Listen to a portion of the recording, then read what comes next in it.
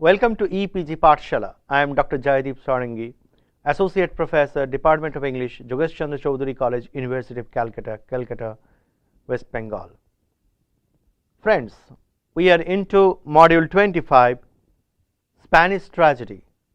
The module was written and prepared by Professor Bishesha Chakraborty, who teaches English at Jharram Raj College, West Bengal. Friends, in this particular module, we are going to talk about the date of composition, authorship, elements, features of the Spanish tragedy, and we are going to place the Spanish tragedy in the Senecan format of revenge theatre. So actually we shall contextualize it in the theatrical tradition as well as sentiments as well as motif of the time and the space in which it was written. Keats' Spanish tragedy plays an important role in the history of early drama in the Elizabethan period. So we cannot deny its importance in the whole gamut of growth and development of shaping of English drama in the early part of the Elizabethan period. Friends, highly accepted and prominent in its time, Keats' the Spanish tragedy established a new genre in English tragedy, a genre called revenge play or revenge tragedy. So by the term revenge tragedy, you can easily understand how important it is going to be in the history of English drama. Its plot contains numerous violent murders, comprises as one of its characters personification of revenge and different motifs of the Senecan theatre. The Spanish tragedy was often referred to as an important documentation of revenge play or source text later on, which inspired many playwrights. We can also associate that this play inspired William Shakespeare to write Hamlet. Friends, the date of composition. In the introduction to the play Bartholomew Fair, 1614, Ben Jonson alludes to the Spanish tragedy, and he says, 5, 20 and 30 years old. It is taken literally.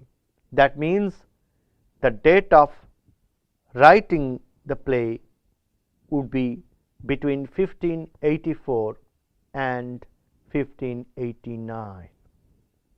Most evidences indicate to a completion of date 1588, mentioning that the play makes no reference to Spanish Armada because of possible allusion to the play to Nash's performance to Green's Manaphon and in 1589, and due to its evidence, the year 1587 remains the most likely year for the completion of the year. Now, after the date, let us talk about the performance. The Admiral's men discovered Keats' original play on 7 January 1597 and performed it 12 times to 19 July. They hold another performance conjointly with Pembroke's men on 11 October the same year. The records of Philip Henslow suggest that the play was on stage again on 1601 and 1602. English actors performed the play on tour in Germany on 1601. Both in German and Dutch adaptations were available. After this, we must talk about the authorship of the play. All the early editions were anonymous. The first indication of the author of the play was written in 1773, when Thomas Hawkins, the editor of 3-volume play collection, cited a brief quotation from the Spanish tragedy in Thomas Heywood's Apology for Actors, which Heywood attributes to Mr. Kidd, M. Kidd. The style of the Spanish tragedy is considered such a good match with Kidd's style in his other extant play, Cornelia. The scholars and critics have universally recognized Kidd's authorship of the play. After authorship, we should discuss about the sources. Many writers have influenced the Spanish tragedy, notably Seneca and those from medieval tradition. The play is presumably Senecan with its bloody outline, rhetoric of the terrible, the character of ghost, characteristic of revenge as the subject. The characters of the ghost of the Andreas and revenge form a chorus that reminds one of the Tantalus Fury of the Senecan Thyestes. The ghost narrates his journey into the underworld and calls the penalty of the end of the play and bears the influence of Thyestes, Agamemnon, and Phaedra, the use of onomastic rhetoric, and also Senecan. So, Seneca plays an important role in influencing Kidd. The Spanish tragedy dazzles with allusions. The Spanish tragedy was extremely influential and references allusions, and it makes use of allusions of different categories. Ben Jonson mentions Hieronymo, Catiline's Revels, Every Man in His Humour, Thomas Dekker, Thomas Tomkin, Ormond Pamuk, and all talk about the allusions of the play. And allusions make the play really special. Now, after allusions, let us talk about the plot of the play. The plot of the Spanish tragedy is intricate and bears to Shakespeare's Hamlet. Horatio is the son of Hieronymo, the Marshal of Spain. He and Lorenzo capture the Battle of Balsger, the son of Viceroy of Portugal. Balsger makes love to Belimperia, and Lorenzo's sister is encouraged by Lorenzo. They discover that Belimperia loves Horatio and kills him. Hieronymo finds out the murderers of his son is mad for revenge.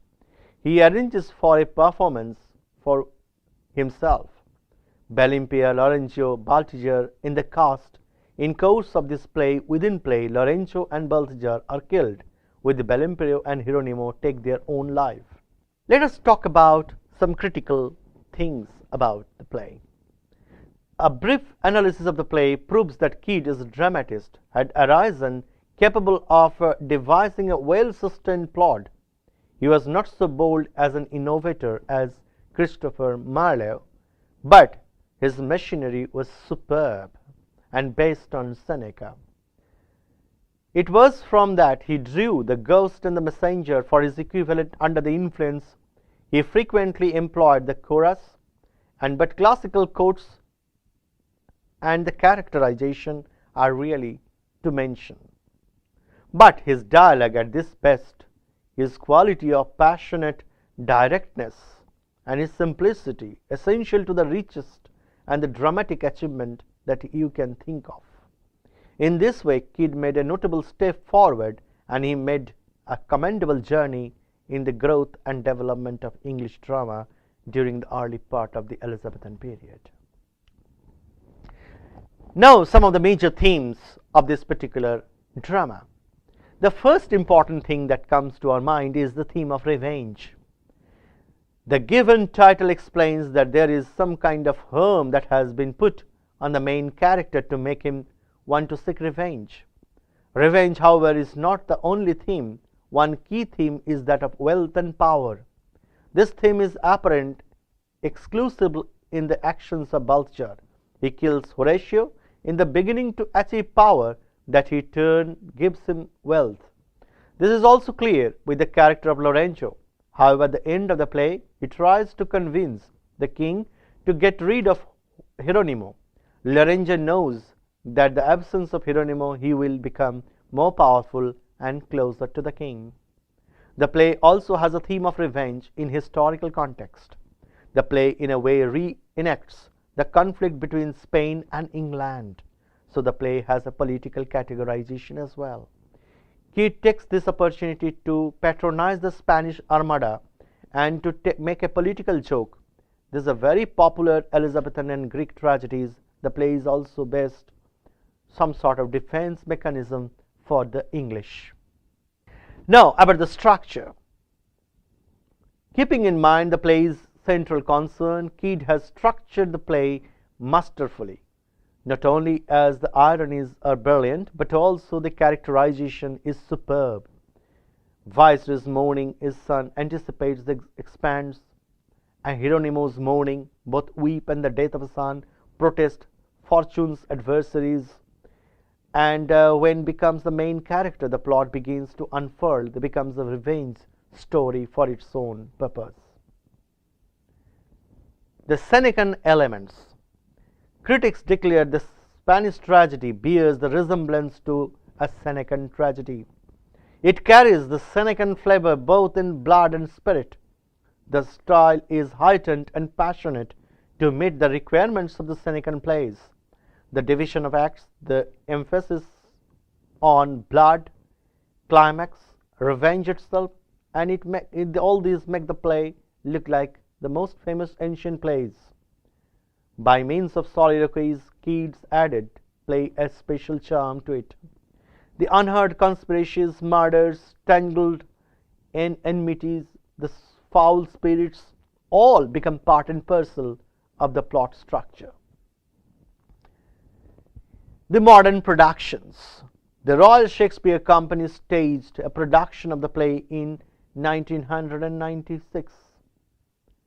Directed by Michael Beyond, the cast included Peter Wett as a Hieronymo, Geoffrey Wickham as a King of Spain, Paul Benitel as a Duke of Castle. An amateur production of the Spanish tragedy was performed 2 to 6 June 2009 by students of the Oxford University in the second squad of the Oriel College, Oxford.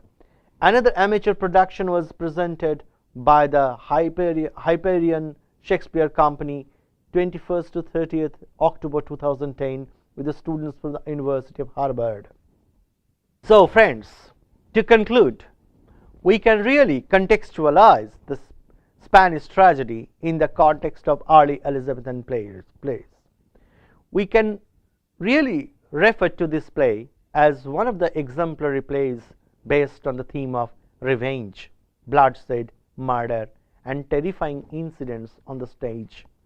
It follows up the tradition of Seneca, and it has an important role to play with in the plays that's to come during the later half of the Elizabethan period.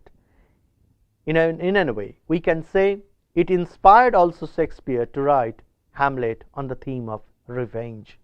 On the whole, Kyd's Spanish tragedy is an important play written during the early Elizabethan period, though its authorship, its date of publication, date of staging, all become part of controversy over a period of time. For hyperlinks, friends, please look up there.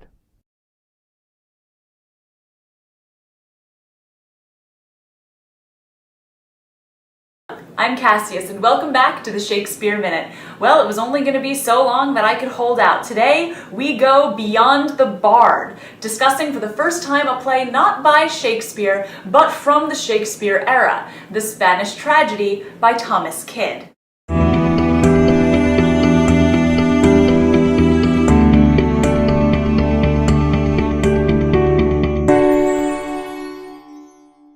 Okay, so I love this play, I directed it, blah blah blah. But what the heck is it, and why do I love it so much? Well, the Spanish tragedy by Thomas Kyd is none other than the first modern revenge drama, and one of the first, if not the first, modern tragedy. Based largely on the tropes from the Roman tragedian Seneca, the Spanish tragedy set the tone for later tragedies of the era and has obvious influence over Titus Andronicus and Hamlet.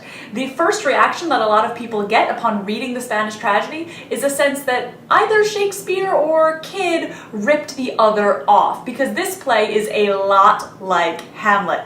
I mean, it does feature a ghost, a story of revenge in a court where the villains smile like perfectly sane people. There's a climactic play within a play scene, of course, and there is an insanely high body count. Also, it features a man who is driven to near or feigned madness under the pressure of figuring out how to take his revenge. So, you know, nothing like Hamlet at all. So let's do a mini plot summary here. I'm not going to apologize for spoilers, mostly since the likelihood of you getting within 1,000 miles of a production of this play is damn tiny. I recommend it on the page too, though, but to discuss it we will need to take a moment to look at the plot and the characters. So here goes, and my apologies for the craziness. During the now concluded war between Spain and Portugal, a Spanish courtier/soldier, Don Andrea, has been killed by the Prince of Portugal, Don Balthazar. Balthazar was captured by Andrea's friend, Horatio, when Portugal lost, but the Spanish prince, Lorenzo, also lays claim to the prisoner. Oh yeah, there's also a guy named Horatio in this. He's a kind young man who acts out of love for a friend who has died, so you know, nothing like that other Horatio. The dead Andrea returns to watch the living, with the spirit of revenge following him and promising that he will eventually see the downfall of the Prince of Portugal who killed him. Horatio's heroism wins the heart of Andrea's former lover and Lorenzo's sister, Bellimperia, the Princess of Spain, but her father, the Duke of Castile, and her uncle, the King, want to marry her off to Balthazar to cement the truce that concluded the war. Since he killed her first lover, though, she's not particularly interested. Lorenzo, that's Bellimperia's brother and the Prince of Spain, for those of you not keeping track, decides that to cement the truce for sure, he'll kill Horatio, thus forcing his sister to marry the Portuguese prince. He, Balthazar, and their two servants kill Horatio, forcing Geronimo, Horatio's father and a Chief Justice-type figure, into the play. He spends the rest of the play figuring out how to navigate the world of the court while trying to find out who killed his son. And once he realizes just how high up the guilty parties are in the court pecking order, trying to plot their deaths. How he does this, I will leave as an exercise for the reader, for that is the end of the play and I don't want to give everything away, but suffice it to say there's a lot of death, and he teams up with the horrified and toweringly angry Bellimperia in the process, making Bellimperia one of the more active, empowered female figures I've seen in this era of tragedy. The main difference between this play and Hamlet is that the morality in the Spanish tragedy is much more black and white. This is a classical, not Christian moral schematic. We have the Greek and Roman gods here, not the New Testament forgiving Jesus God. That means if you're a bad person and you die, there is no hope for a conversion. There is no possibility that you will pray away your sins, that you will be forgiven. Revenge won't taint your killer either. If you deserved it, they can kill you. End of story. Men can take justice into their own hands if the courts and the heavens won't give it to them. And this heady, amoral message is gripping, but it is certainly not Hamlet.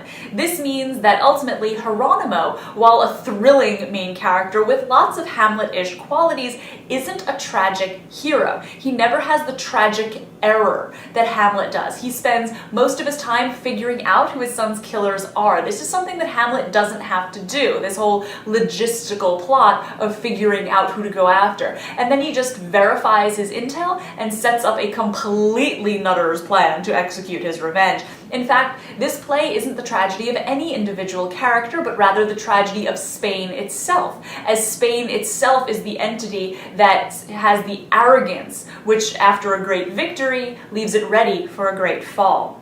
That said, the play is incredible. Geronimo's speeches predict Hamlet's in so many ways. You know this speech here? To be or not to be.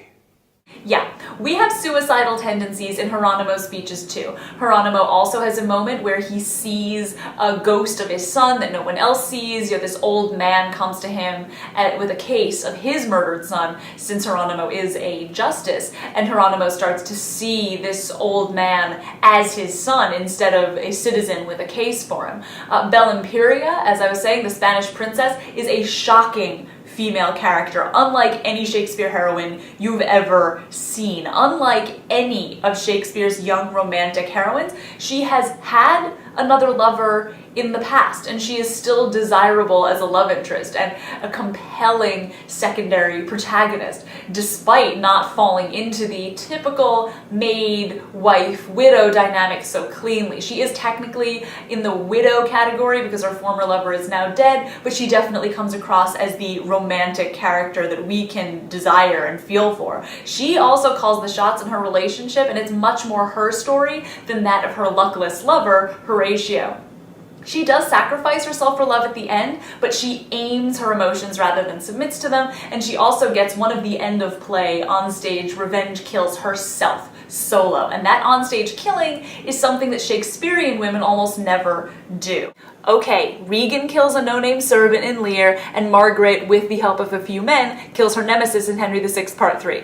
This is cooler. The vicious violence and bitter amorality of the Spanish tragedy caused it to fall from favor into relative obscurity over the centuries. But right at the time of its writing, it was the single biggest tragedy in England for decades, throughout Shakespeare's time writing as well. When Richard Burbage died, that great actor who originated the role of Hamlet, along with many others, his elegy began, "No more young Hamlet, old Hieronymo," since these were two roles that he had played. Hieronymo was listed second only to Hamlet, and the other roles listed from Shakespeare come later on in the poem. This play was huge, and for good reason. The world of the play is dark and vicious in an incredibly over-the-top yet honestly horrifying way. The villains are mind-bogglingly evil, and the mourning from the various characters is soaringly beautiful.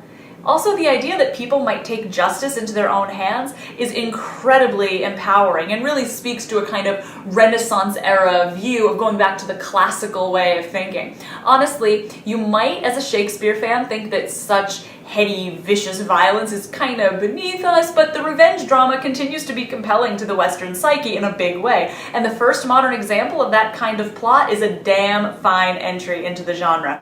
I have linked in the video description to a place where you can read this play online, and I've also linked to a YouTube video of Derek Jacobi as Hieronymo in a reading of part of the play. I believe it's the mid-act 3 to the end, if everything that I saw there is still there. And it's a screenplay that was not ultimately produced, but it's really fun to see Derek Jacobi and a few other people reading these roles, which are not performed all that often. So, for our first episode of Beyond the Bard, I am Cassius with the Shakespeare Minute. Till next time, think of the world.